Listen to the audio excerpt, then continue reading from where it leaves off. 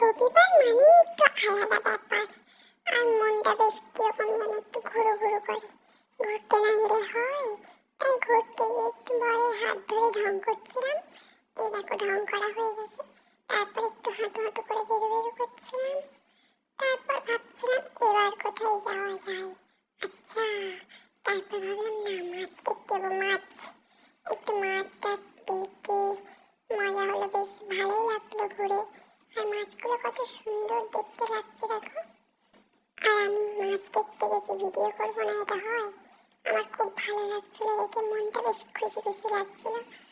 আর দেখছিলাম, ভাবছিলাম উফ কি সুন্দর লাগছে। এই মাছটা দেখে ভয় পেয়ে গেছিলাম, এই চোখটা কিরকম বেরিয়ে বেরিয়ে আসছিল। তারপর এই পুচকিটাকে দেখো, কত কিউট না? পুচকিটাকে ভয় দেখাচ্ছিল, বাঘ বাঘ। আমি ভয় পেয়ে যাচ্ছিলাম, ও ভয় পায়।